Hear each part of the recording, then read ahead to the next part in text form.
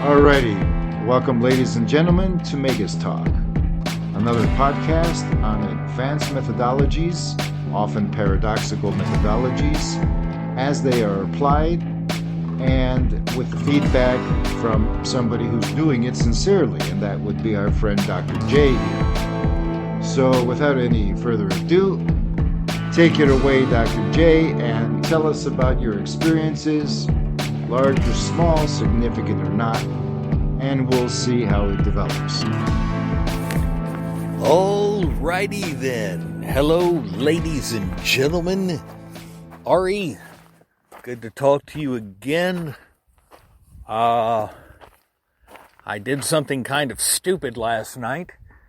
I left my internet Starlink connection internet on, and it drained my battery, and so I'm not going to be able to send this tonight. I need to just let things, just kind of sit there. My battery is not completely out. That's a good thing. But I need to save everything for tomorrow's lessons. So anyway, I'm out here in Quartzite, and very, very close to that town of Quartzite in Arizona. So here I am, and I have nothing to talk about. I have moved too much, too fast. Things have been too hectic and mundane to concentrate on what's happening beyond the veil, so to speak.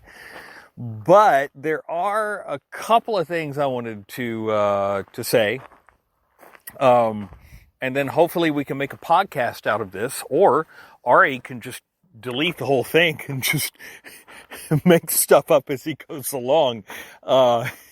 I'm sorry, man, but I knew this would happen eventually. It's just when things get too hectic in life, you can't pay attention to what's going on, and I don't like that, but, from time to time, that is my lifestyle, and that's the way it goes. So, one thing I wanted to say was that, there was this vision of two familiars on a horseback. And so, Ari, you said that, okay, you're putting the two genies together. And then you said, I don't know how, but this is what's happening. And that was great. And I was like, oh, wow, why did I not tell him how? So, let me tell you real quick. And I know it's it sounds like a cop-out when I just kind of repeat what you've said, but it doesn't matter, because you can hear things all day long, but they don't make sense until you actually get them inside and feel them from your own experience. And so the night jinn basically plays my role in the band. It's not as flowery as the harmony parts, but it is a very necessary rhythm and voice part of whatever song we're singing. And everyone else, nephew and brother, they get to go out and play with the harmony in the song. You take me out, both of them will look like retards. You keep me in, I can carry it, but it's just but everything together is just this juggernaut of harmony and music, and we sound bigger than we really are. And so that's kind of how I saw the night jinn and the day jinn working together. And then I had the vision, and then and Ari told me what the vision meant, and I'm like, oh wow, and it meant this and this and this, and then there you go. So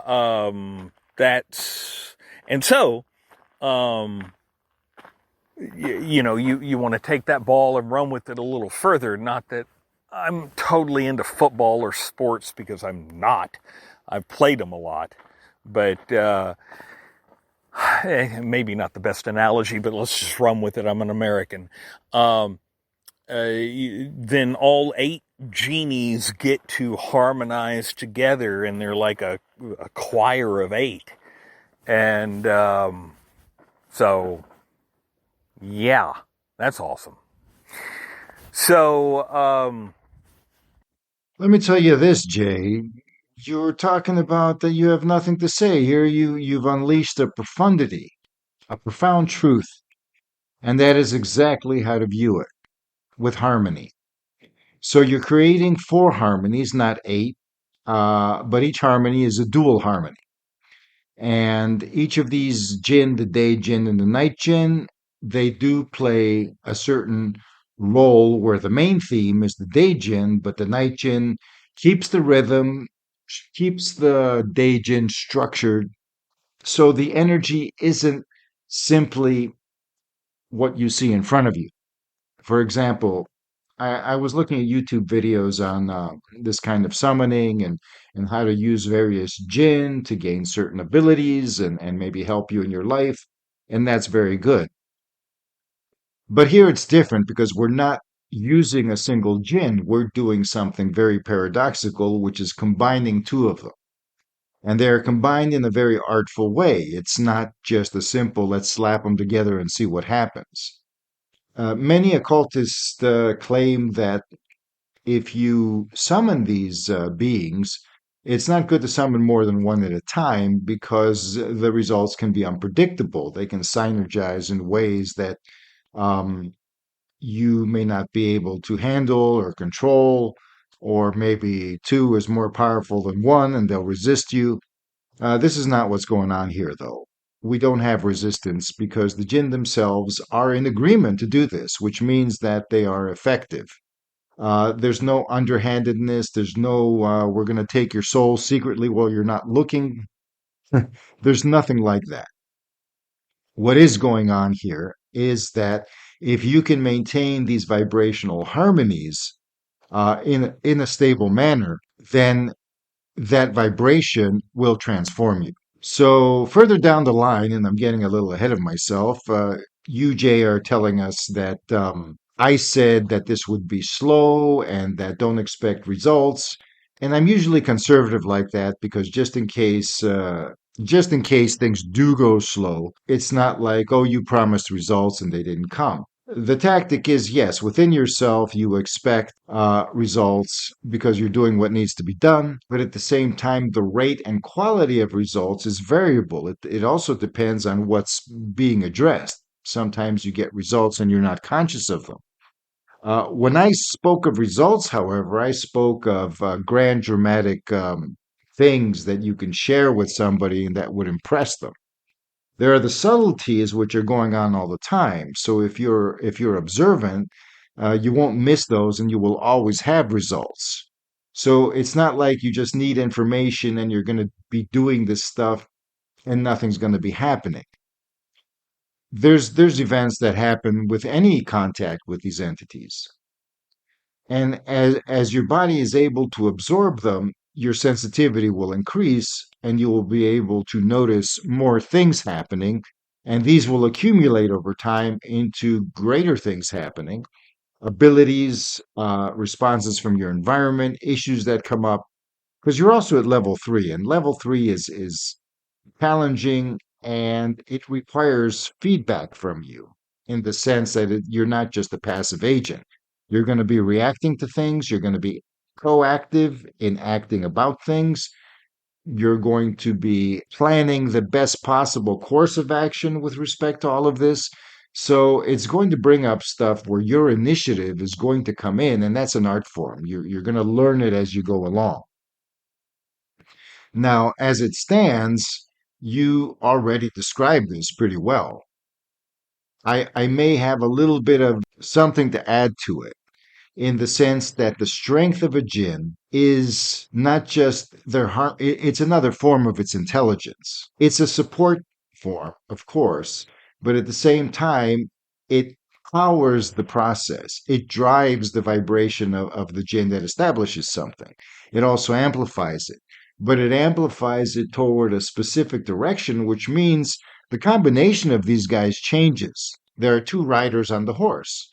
The vehicle, which is your alchemical process, and the quality of the journey, so to speak, which is the can nature, the portal basically that you're opening, which the jinn are supporting and catalyzing, and that portal is where your transformation comes from. The jinn become the agents of that transformation, specifically the familiars that are bestowed to you. So you will have these familiars, and as you vibrate the main jinn, the ones from the seals, the familiars will be empowered. So you're not really focusing on the familiars per se, you work with them directly, but whenever you summon the jinn and maintain that summoning and establish a vibration that affects you, that's the main jinn, that's the whole thing. And along with its executors and its legions and all of that. Once you master summoning the main jinn, you will still be connecting to that because the main jinn hooks up with you, downloads its presence, so to speak, and that presence comes out as your familiar. And that presence is perceived by you as your familiar. Your interaction with the jinn is through the familiar. But your action upon the jinn, in order to establish this dynamic, you can consider that to be with the main jinn, the jinn intelligence, so to speak.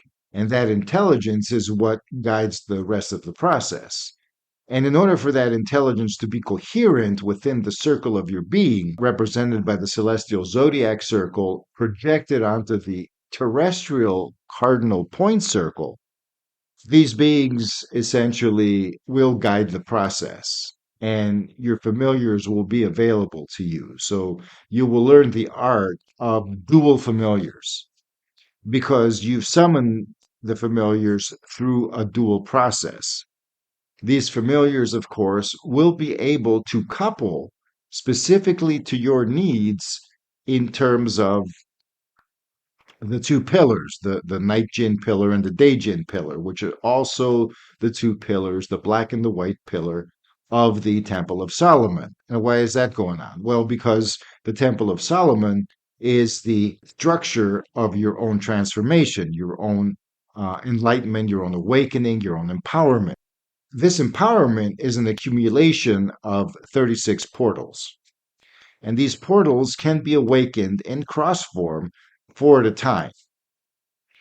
And you awaken these portals by channeling the two pillars through the base process of whatever alchemical or energy work slash meditational process you are undergoing, what you're doing, how you apply it. So, strength on the one hand and establishing the pattern on the other. And these are the support pillars for opening the gate. And the gate is open through pondering the meaning of the decan. So, your ultimate goal here, I'm not saying that nothing is happening, but your ultimate goal here is to open the portal. And when you open the portal, then you move to open the next portal of the cross and the next one and the next one. And you hold 4 portals open. And by open, I mean the vibration.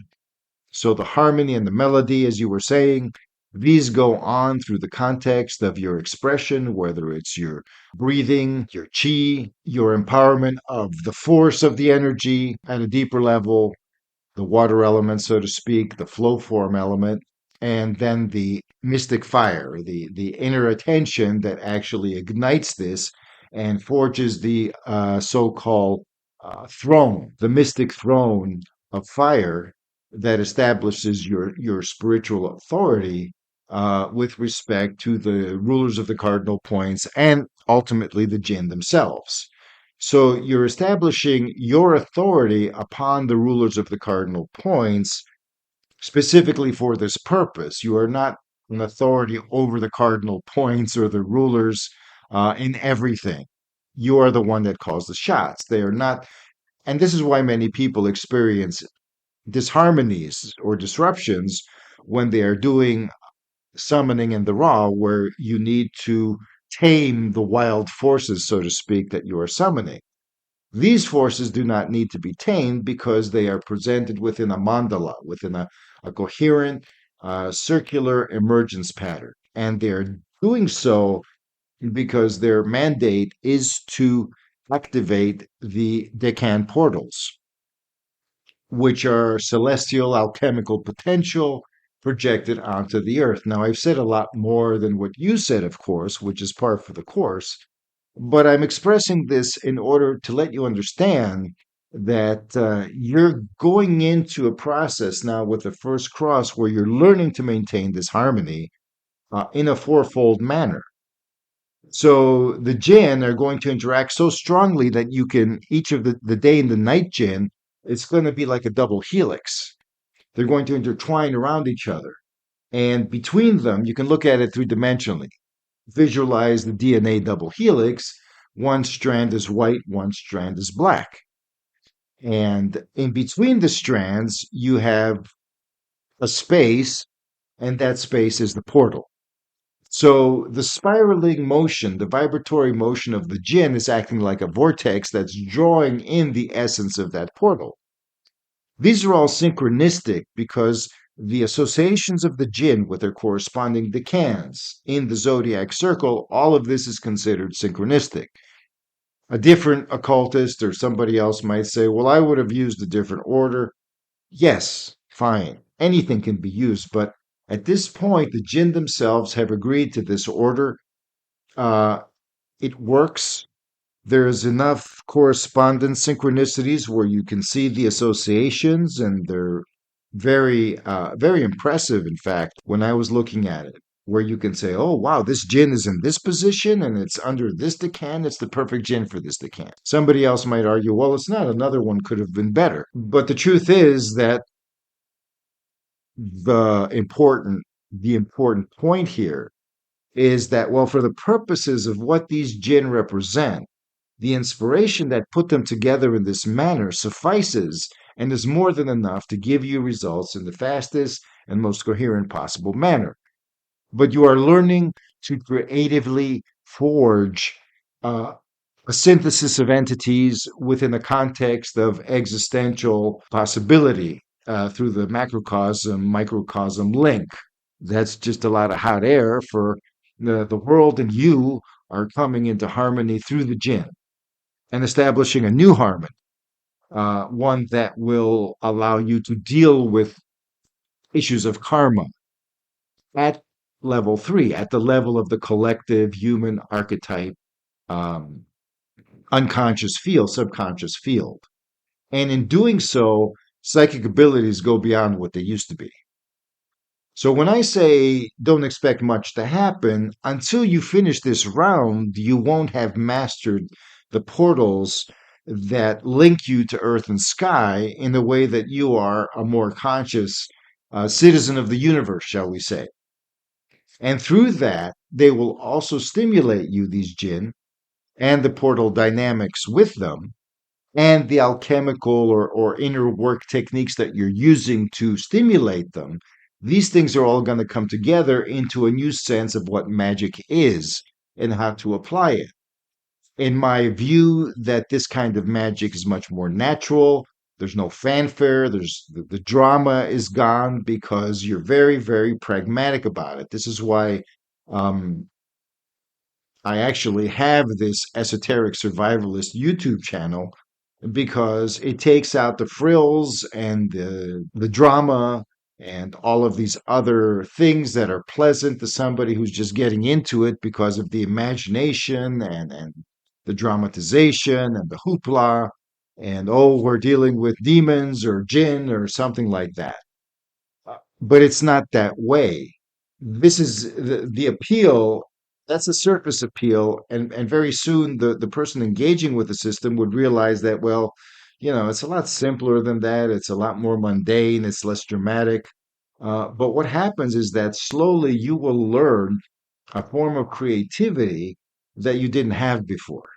And this is the creativity of vibrational synthesis.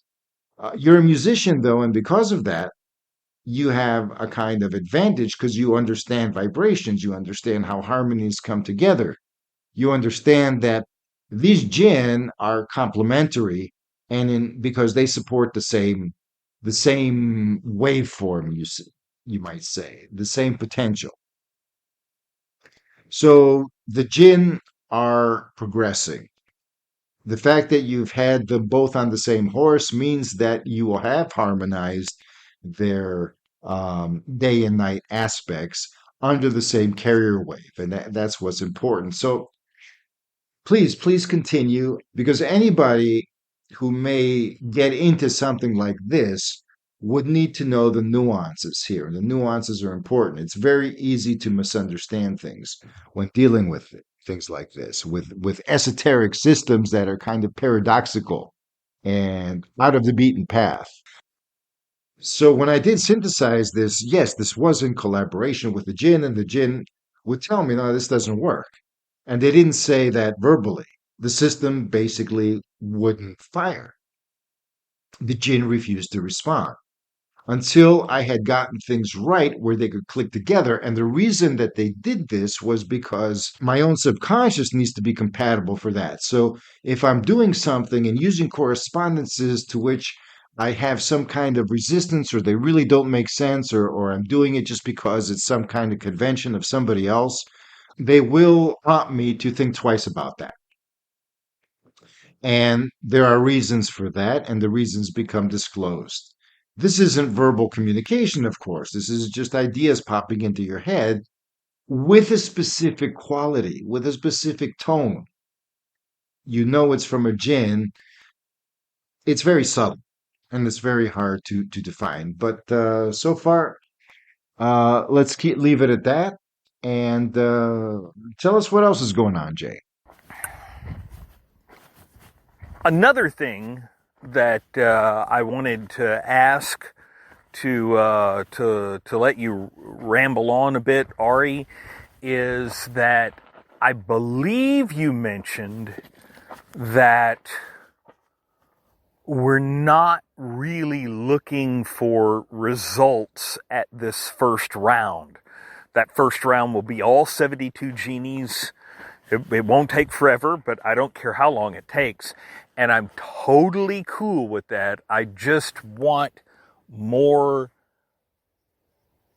information. I want more insight on exactly, like, is that what you said? Is that what you meant? It's like, we're not looking for outside results. This is the way I took it. We're not looking for outside results or anything like that. We're looking to solidify this internally and have it happen that way. And then the next time, once we get that down, the next time around, who knows what's going to happen? Huge party. The world's going to blow up. I don't know. Well, that's not going to happen. I hope not. But blow up in a good way, maybe. I don't know. But I just wanted, Ari, for you to talk about that a little bit more, because I have no problems with, keeping the reins in on what's going on. Because if not, then, well, a whole host of stupid things can happen. And I certainly don't want any vampires benefiting off of my work. I'd rather just keep it together and inside and in my world, in my body. And then there we go. Yeah, maybe some cool things, but not too much.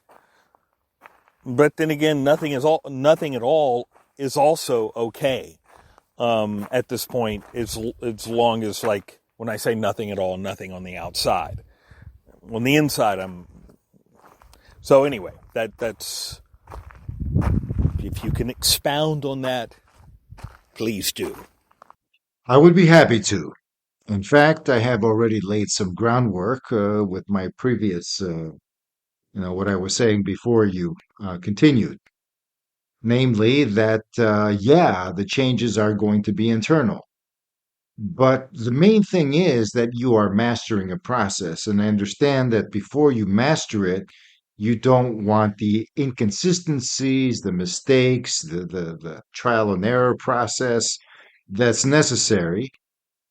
You don't want that interfering with your life and creating disruptions.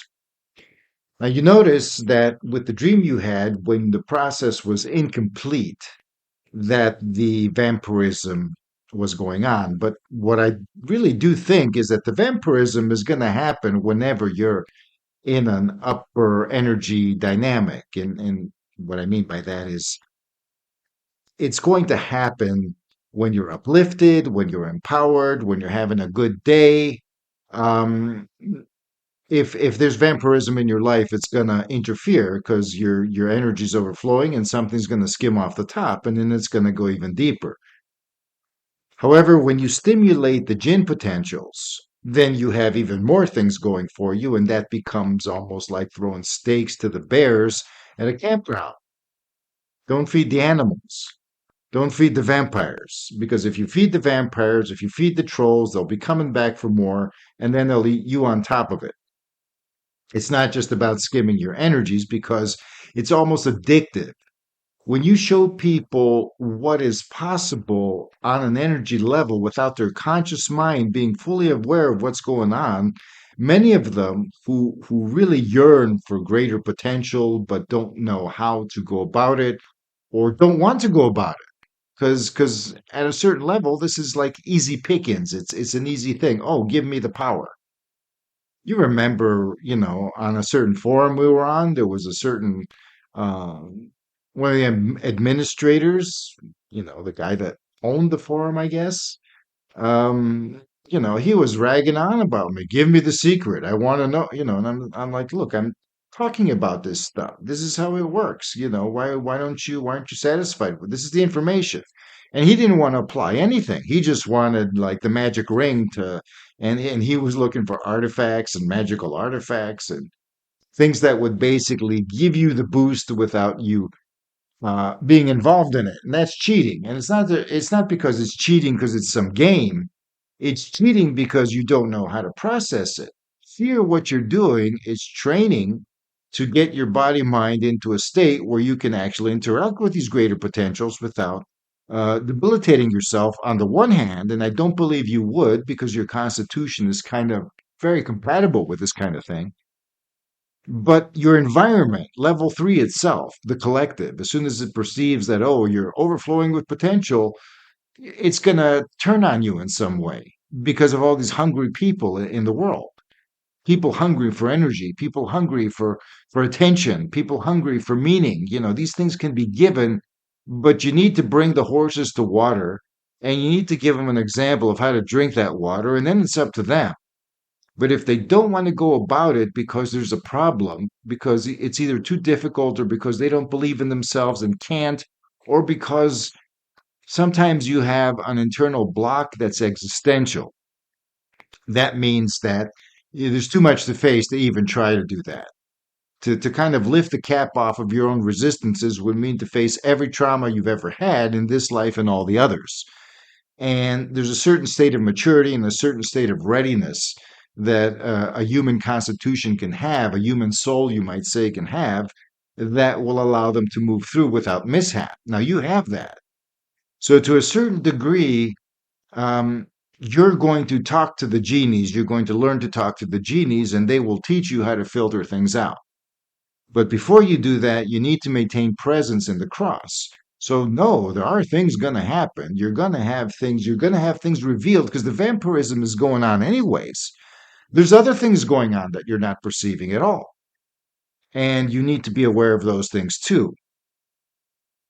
I can't even list them, and I wouldn't if I knew details because your particular perception or anybody's individualized perception, the unique qualities that we all have, need to uh, be aware on our own terms. Otherwise, there's going to be resistance and it's going to be artificial. For this to be a natural organic growth, first of all, it needs to be engaging to some respect. So it's not going to be subjective psychological. You're past level one. That is the psychological level. Level two is already engaging with the world. So you do have external effects. They're subtle. They're not overly dramatic. There's no fireworks, or maybe a little bit, But when you reach level 3, things get serious because you have the whole full force of the human collective behind it. The archetypes are more impacting. It may not seem that way because you've prepared. All of this stuff that you've been doing has prepared you for engagement. And that's why this is advanced work. It's not advanced work. Technically, I've been known to say there's no such thing as advanced work. There's no such thing as an advanced method that is labeled advanced in and of itself. It is essentially where you are. If you are stronger, then the original methods are just going to be more effective, and then you'll have more going on. So that's advanced. You have to adapt to it in a new way. And so the advanced method is going to challenge you to awaken parts of yourself that you thought were redundant or didn't exist, or maybe you couldn't understand them at all, but now it's going to make more sense as if it could have always made sense. That's the nature of this stuff. It's not like, I am enlightened now. No, instead, it's more like, oh, why didn't I see this before? I could have easily seen this before. No, you couldn't. But it doesn't seem that way because you're still you. You don't change who you are. You simply grow up. And with hindsight, you can say that, okay, I'm more an adult now than I was before, so I can do more adult things. They're only risky from the immature or beginner's point of view. They're not risky once you have, and that's the beauty of this kind of system because it creates an organic unfolding, an organic progression where it's natural. And you yourself are going to be seeking the initiative. Of course, there's going to be a lot of creative prompting on my part. But you need to know that there's no need for this stuff to go silent. It's just that in the first round, you're learning it. And you're going to have external, because the jinn show you by example, right? They're not just going to visit your dreams and stuff. That's the safe way. And it works to a point, but you're going to start seeing results with other people. You will be able to apply their powers in a new way. But before you apply their powers in the new way, you need to embody what that new way is. And that happens through the portals that I mentioned. So we have these decans, and these decans are interpreted through tarot combinations. The tarot are representations of the celestial qualities of the sign and of the planet that's in the sign, ruling it in a specific decan. So if you have something like the Wheel of Fortune um, of Temperance, for example, which is the south directional decan with Person and Salos. So you have something where there's a spiritual cause and effect, a deep cause and effect. The Wheel of Fortune is the Wheel of Time in accordance to the needs of existence itself. It's not really your individual karma, it's the way the cycles of time flow because they need to flow that way. And so the workings of fate and how you process events are going to become more harmonized, more normalized in the sense that you will be able to moderate them. They will make you stronger. They will temper you. You're actually answering the question of the south direction. So let's look at it this way. You've been given this challenge with the vampires, and all of these dynamics have centered it in the south direction, which is the quarter of the ruler Amaimon. And a maimon is essentially the peak energy, the peak presence of the rulers. It is the primary representation, and it is also the azimuthal position. The south direction in the celestial sphere is the noonday direction above your head. Now, as you move through this, you're understanding that your energy body, your shining body, the Pursan dynamic, the aerial body that Pursan represents, that flows through your axis and expands out the aura, is the power of your vibration toward harmony, towards connection with other people, toward being favored by them, toward seduction, even toward influencing others in a pleasant way, your charisma. So the power of your charisma is your aura.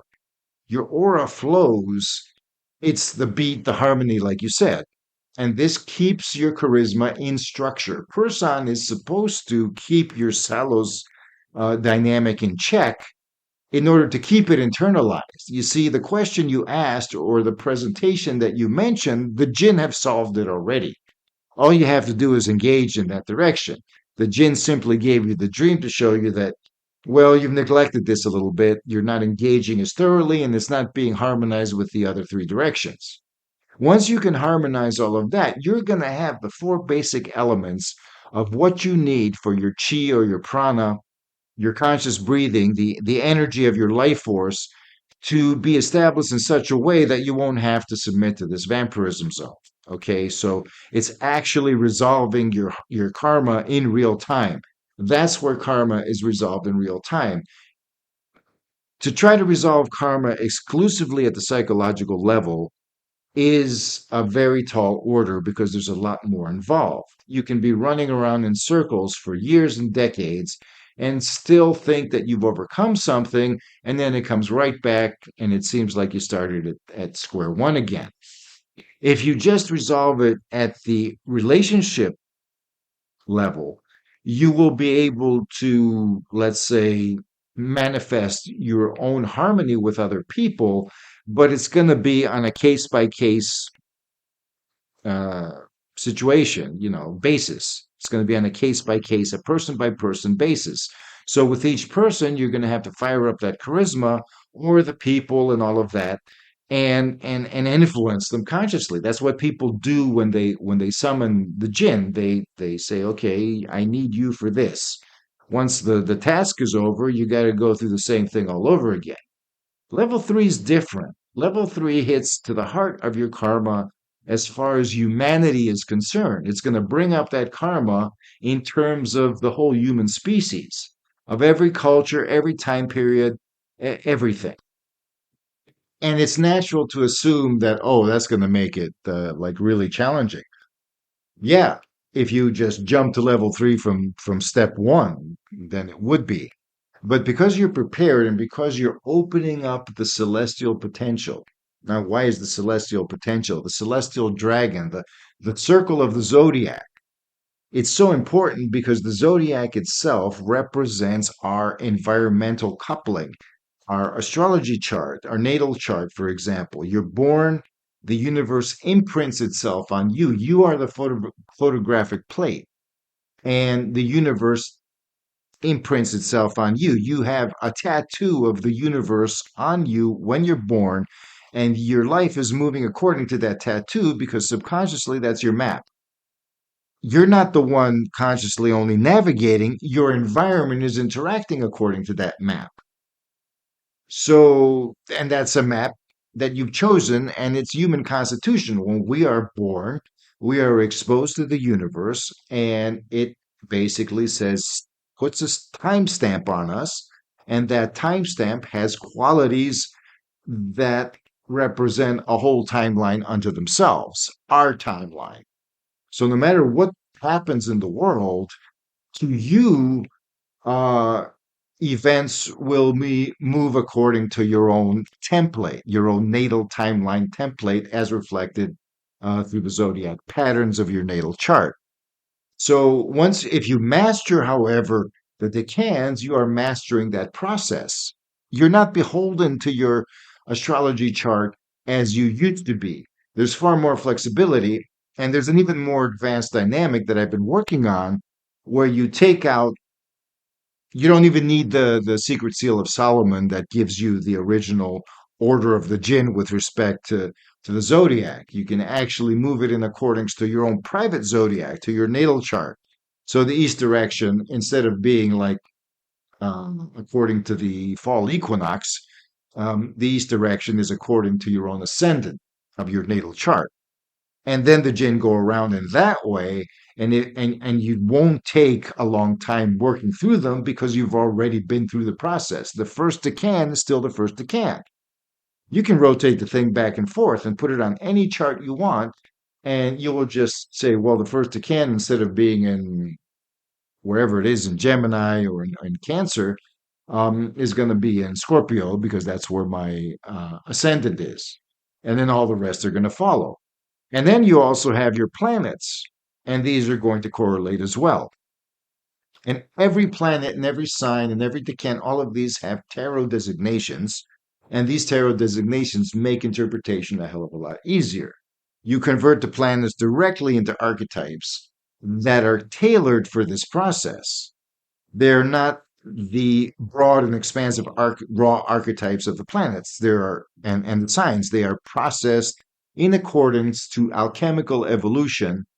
Uh, and of course, but you made it up. You know, I used the Sefer Yetzirah as a guide, and of course, my discretion with the tarot cards comes from that because the Sefer Yetzirah, the book of shaping, doesn't talk about um, it doesn't talk about tarot cards. It talks about planets, Hebrew letters, and signs in Hebrew letters.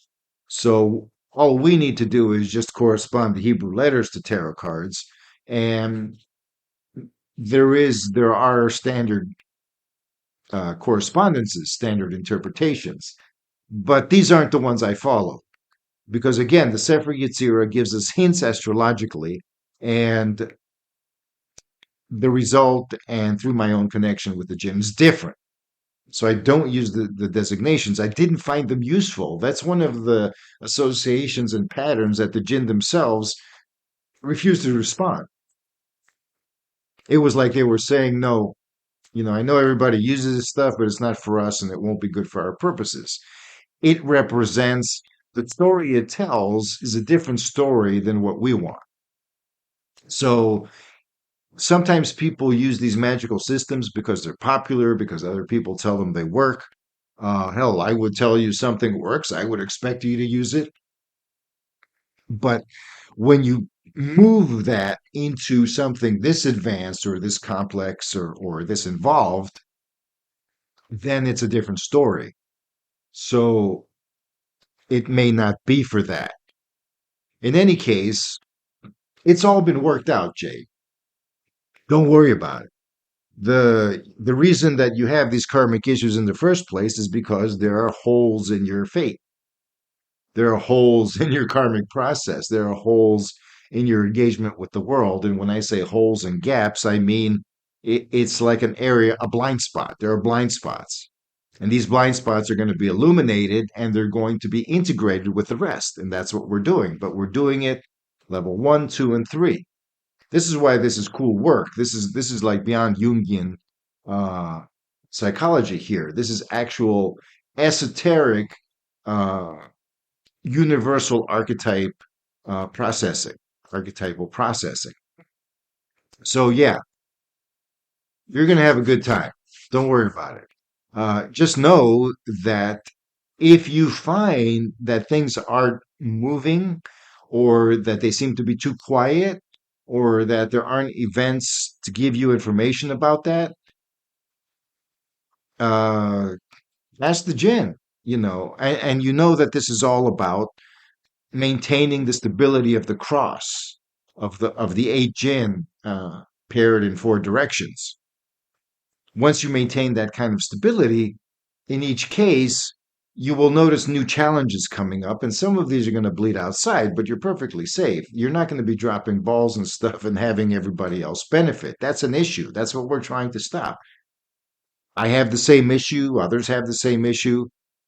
And even people who are desperate for energy will realize that they don't have to feed off of others unless they are too scared to develop their own, or there's some other issue here. Or maybe it's too convenient for them.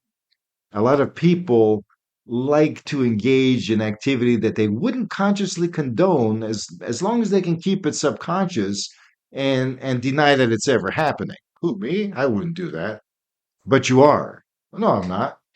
And you can't really prove it to them because it's a fully subjective experience of perception on your part.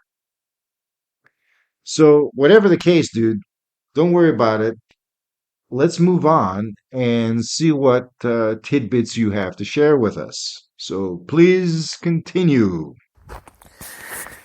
Now, after that, I don't really have a whole lot to say.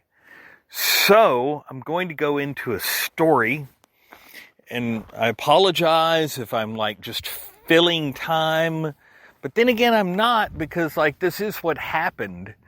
I'd just like to tell my story of how I got here from Western Colorado to Quartzite down here in Arizona. And I've just been telling it over and over again to my students, and I thought, well, maybe there's meaning in this dysfunctional journey that I had to endure. Now, I took 10 days off from teaching, which I don't like to take time off, because if I take any time off, that means no money for that time period, and that's not cool. So, I don't like to do that, but I did that because I kind of wanted the vacation, and it was not that at all. I first camped out in a place called Grand Junction, Western Colorado. It's a beautiful area, huge. Wow, I think a bat just flew over me right now.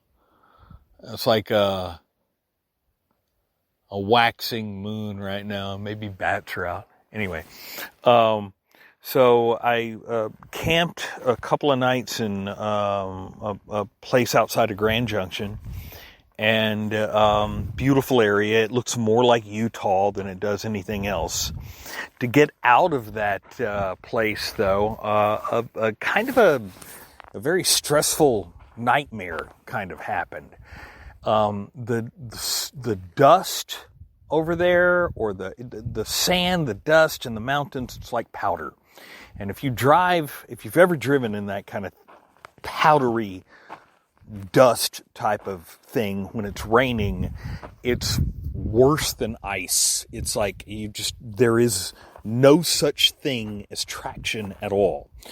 And during my last lesson of that day, it started raining, and I'm like going, no! And so, stressfully, I pack everything back into my truck, because I have some things on the outside. I also ended up leaving my guitar all night, the night before, and it was kind of raining the night before, but it started coming down that day. And anyway, my guitar's okay, but the case, not so much, but the guitar's okay. And so anyway, there was no trouble getting the vehicle out, but there was just a lot of stress. And then I drove south out of that rainstorm, and I just tried to get out of that bad weather as quick as I could, so I could find a comfortable place to park and just relax and camp. And I did, in some park still in Colorado, National Park, and it took me a little while to drive up to it, but it was great. It was fun. Yay. I woke up next morning, just naturally woke up early in the morning, because I was planning on, I'm going to go back to sleep. I looked out, and it was snowing like you wouldn't believe. It was coming down. There wasn't a lot of snow on the ground, but it was coming down. Now, I have driven up this mountain quite a distance, 7 or 8 miles, up a non-paved road into a little area. Really, I should look at weather before I do this, idiot, but I didn't. And because I'm busy, I'm like, whatever. So anyway, I'm looking at the snow coming down, and I'm going, no, it's going to snow me in. I won't be able to leave for days. It's like the stress just came back, and there was no rest from the stress the night before. And it was like, oh, and so anyway, I threw everything into the truck as quick as I could. And it was wet and slightly muddy, and I had to clean everything out later on, which added to, this is supposed to be my vacation, by the way. added to the stress. So anyway, I got out of the immediate danger of being snowed in. And then I left my Starlink antenna on because I knew I was going to drive over 15 miles per hour anyway, and that kind of thing, and that kind of those kinds of road conditions. And so anyway, I got to a paved part of the road, got out in the snow. Some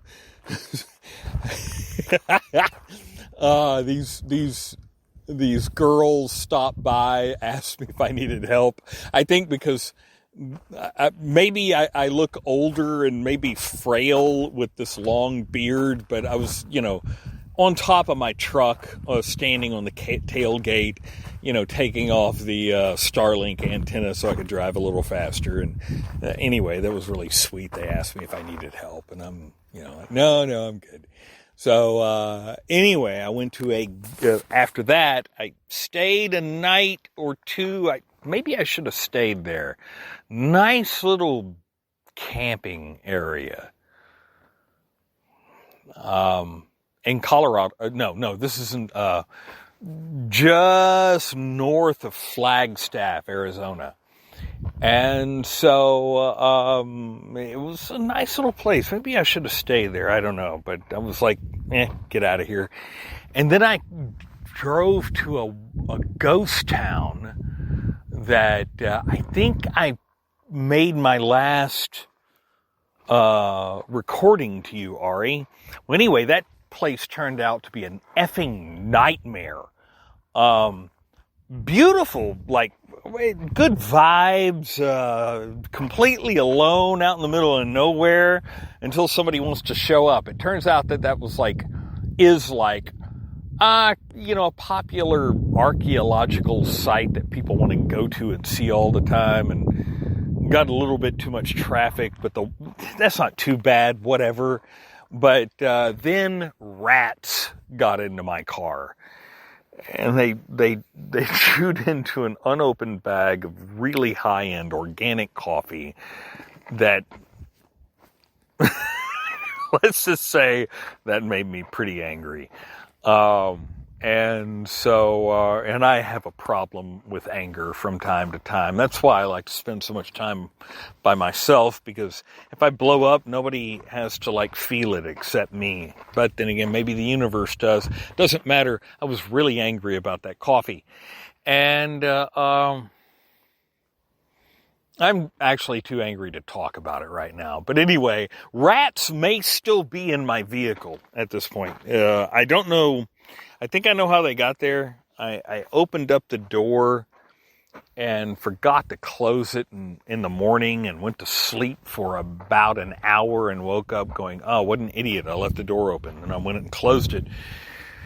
And so I think that's how they got in. And they may still be in there. So I'm leaving food out, trying to see if they're still in there. And if they are, I have traps.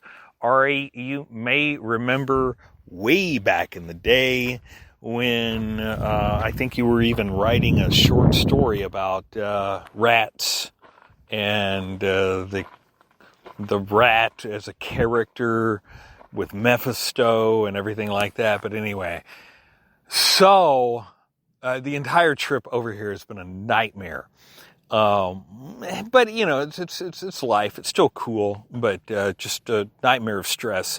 And right now, I'm in Quartzite, just outside of town, still in the middle of nowhere. But I've had a good, comfortable 5 or 6 or 7 days of rest.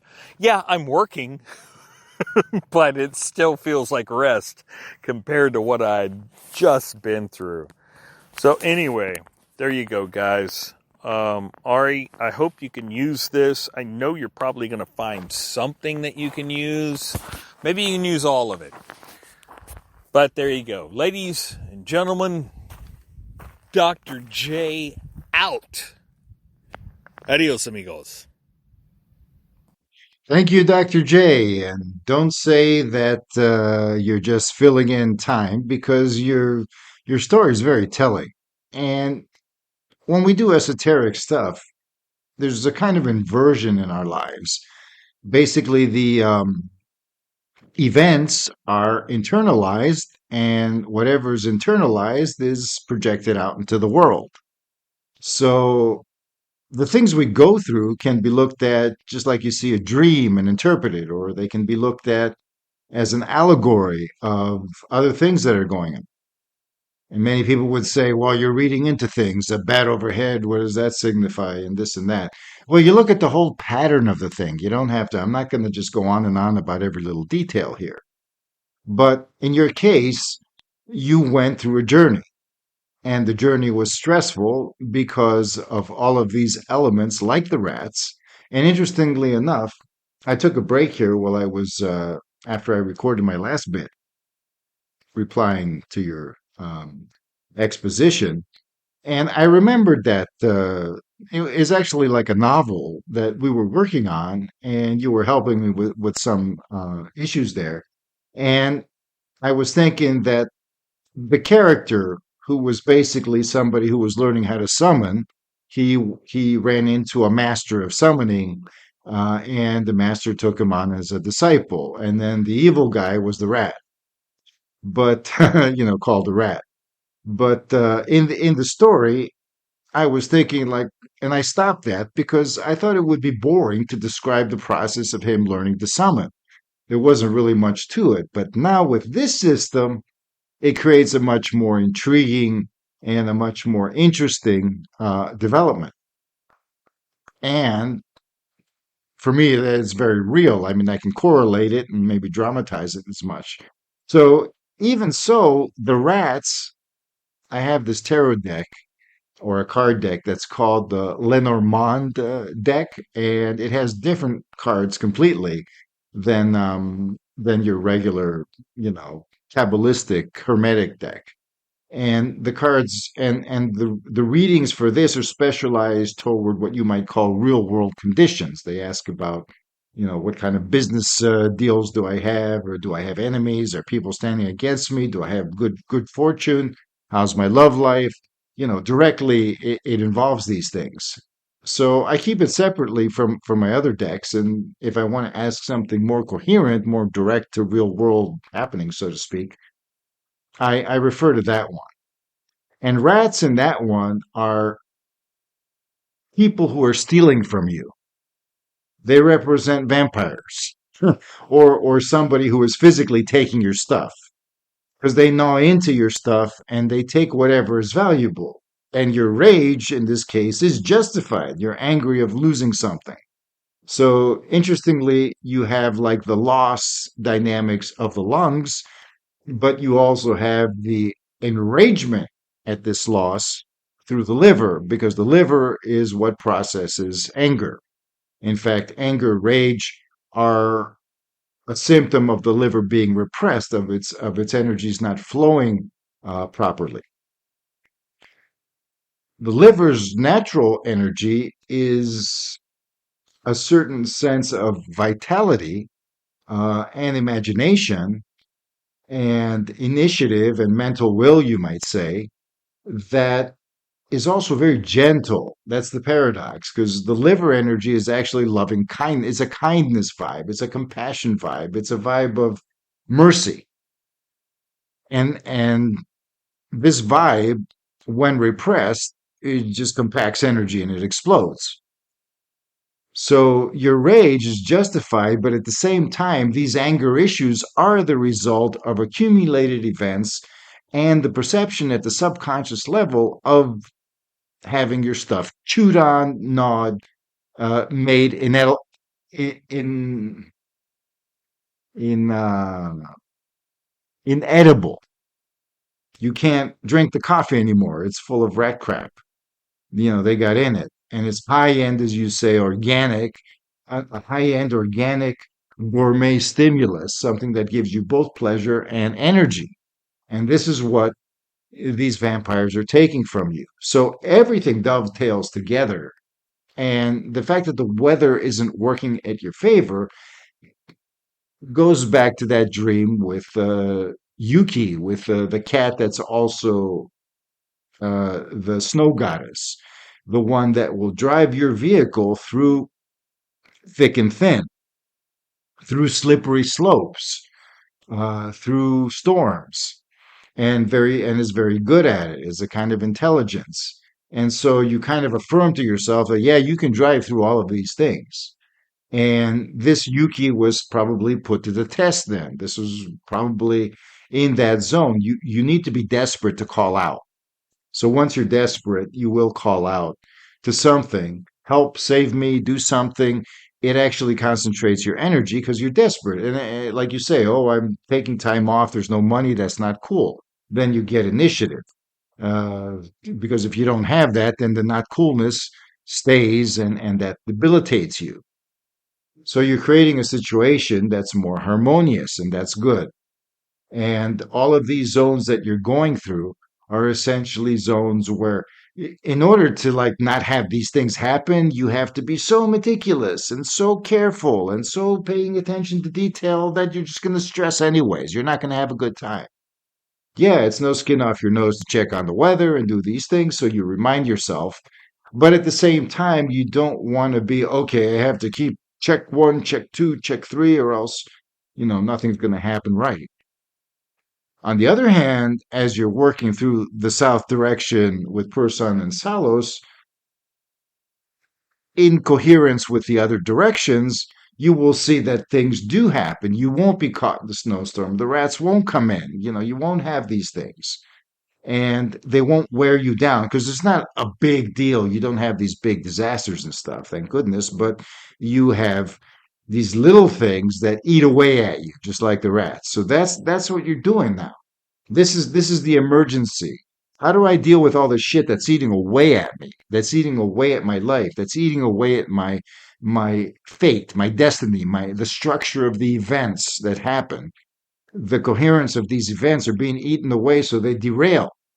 They're not in alignment with my will, or at least in harmony with my own path and purpose. Oh, bad karma, this and that. In principle, you might say that, but the thing is, all of these karmas and patterns, they can be harmonized. And this is why we do esoteric work. We do it to become whole. We do it to become aware. We also do it because we're more capable of enjoying life when we do that. We have more resources, internal ones, and these can bring external resources. They can help manifest events for us. They can keep relationships with other people cool and keep our own psychology centered. So, level three, whatever you accomplish there, works on all the other levels, the lower ones at least. Level four becomes one where things are truly effortless because at that point, you're not even dealing with the collective because you're beyond it. You've transcended it. You're a force of nature at that point. And the good thing, the funny thing is, it's no big deal. It's natural. So you're not going to become some big shot that other people will go, "Ooh, there's the big shot." No, you're just going to become capable in your own life to move through and be aware. And it will become an adventure because when you perceive at these deep levels and can interact with them and are resourceful on top of that. See, three elements here: perceive the levels, interact with them, and harness your own resourcefulness to do so. And when you have these three elements, then life becomes much more fun and meaningful. Now, I'm not saying I'm an example of that. I don't have these three elements completely, but the karma is pretty intense on my end. And because I'm dealing with these deeper levels, I can't deal with the karma in a simple manner, or it doesn't seem that way. But as you deal with it, you become stronger. And I said in a previous, in one of my last esoteric survivalist video that the shadow defines us. It defines our individuality. The suffering that we undergo, the turmoil, the disharmonies, all of these things are elements of high definition and contrast with life. It's not smooth, it's rough. But at the same time, the shadow elements of your life, the inconsistencies, the resistances, the challenges, even your own internal flaws, so to speak, as you would perceive them, all of these things are definitions. And once you have and it's not about like we have to keep suffering to keep the definition. No, no. We've suffered enough. We've gone through enough. Now we're correcting it. Now we're rectifying the situation. So this is one way to do that, step by step. And you cannot help but learn as you do it. Because just like the jinn with your dream say, you need to, in order to put this quality and that quality together, you have a weakness there, so you need greater emphasis, and then you need to learn to balance them out with the other branches represented by the cardinal directions. So it'll work. It's an across the board illuminating experience, and that's how I want you to take this. So, anyways, thanks for being here. Thanks for telling us, including the story of your journey, which is both personal and esoteric, whether you see it that way or not. I do. And you guys out there, anybody who's listened this much, thank you. And check out the other stuff we have. We will get deeper into this zone as Jay progresses through it, and you will be amazed because in future podcasts, I will slowly be revealing what this system is about, as I have been. But we're going to keep it in a kind of non-linear revelation form. I'll say some things about, like, let's put it in book form, for example, chapter 3 first, and then we'll go to chapter 1, and then chapter 4, chapter 2. We'll go back and forth as we need. But as we go along, if you are a consistent and persistent listener, you will be able to piece together a very advanced system. And with these insights, you may have enough to get yourself started. This is safe, but you may actually think it's just too much to do, or you won't see enough results. So it all depends. I'm offering it anyways. In the future, with Jay's help as a proficient applier of this dynamic, we can actually do something like teach it, like opening a forum so we can discuss it and have people come in and try the stuff out. This would be great from my end because then it would be almost like more people, which means we get more information, we can perfect it more. Because different people react with this thing in different ways. We have a baseline skeleton now that works, and it's not a skeleton, it's fully fleshed actually, but it's only worked for a few people, myself included. And I don't engage with it in that manner because I'm concerned with the point of what it is, and that I have put it together in a way that is satisfactory. I do the summonings, for example, off the cuff. I don't connect to all the deep layers that one should. And so the connection with the jinn isn't life altering or changing the world, but it gives me enough information wise to be able to do other things. It's just how I choose to engage with it. In the future, as I move through other alchemical systems and yogas and stuff like that, it may bring me into applying it in a more direct manner, but we'll see. It would make a good story, though, and I do intend to continue that the story that we started together, Jay, with the Hermit and the Seeker. You guys, Jay and listeners, thank you for being here. And without further ado, Magus